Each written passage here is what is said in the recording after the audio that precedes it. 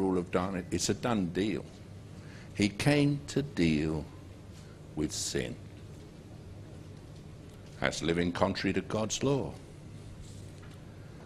Came to break the power of it so we could live according to his principles. And he's a good God. He's done everything necessary that we might live free. And when he was on earth, he healed the sick, he delivered the captive. He broke the power of the enemy. You know, there's people desperate in life. Things go wrong. They're desperate for help, they're desperate for things to happen, and often they just don't know where to turn.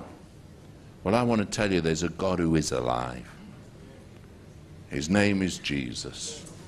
And there's no other name under heaven whereby you can get saved. We hold forth the word of life. His name, Jesus. Hey, he's a good God. So wonderful.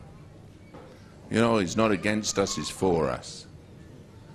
He loves us so much. He really does. I was over in America, and a stretcher was wheeled into the church, and a bed with a, what? Brick, New Jersey. It was in Brick, New Jersey. Thank you, dear.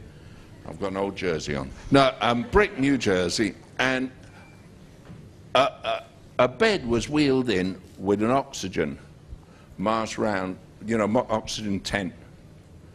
And on the bed was a woman. And there were intravenous drips going in, and there were 4 doctors accompanying the bed with a person in it.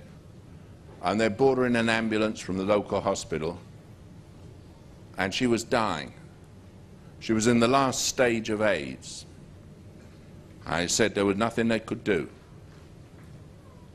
She'd lost her mind, she'd lost all her bodily functions, just had bags and stuff, and everything had gone. She didn't know where she was. She was in a high fever, and they said that the doctors had told the family, if you risk taking it to that man, she will die on the way. She's got pneumonia, she's got a high fever, antibiotics aren't going to touch it, nothing's going to help.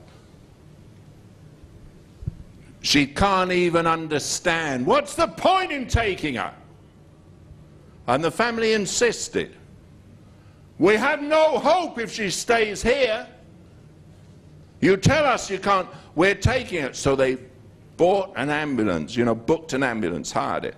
And the 4 doctors said they could be sued if they let her out of their sight.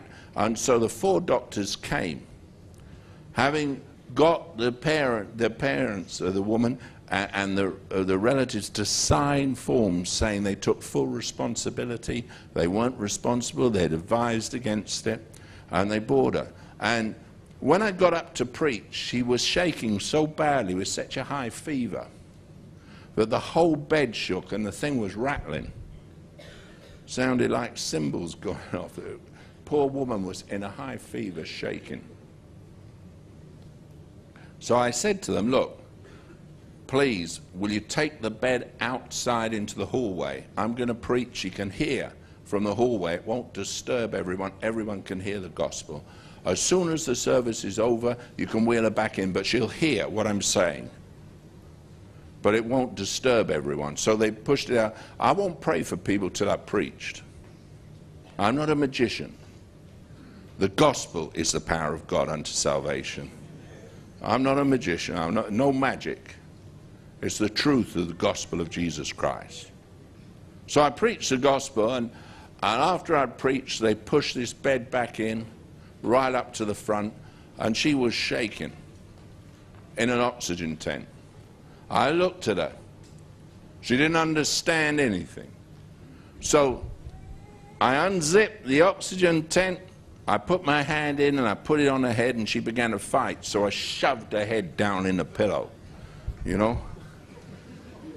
It's good to be strong. I pushed her head right back in the pillow. And I cursed that foul, filthy disease. Told her to get out. And then I zipped the tent back up, the oxygen tent, and went on praying for the other people. About 2 minutes later, I heard a noise behind me. This woman, no mind, no ability, suddenly sat up in bed, and she began pulling all the tubes out. Unzipped the oxygen tent, stepped off the bed, totally healed. We've got a God. We've got a God who's able.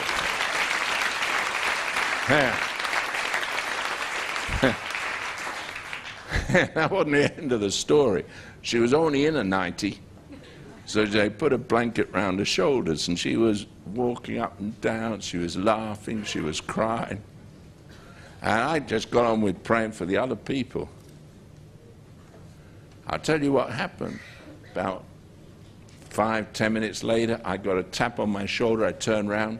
There's 2 policemen, New York's best, with their guns, full uniform. They point to the empty bed and they say, "Where is she?" I said, "I don't know."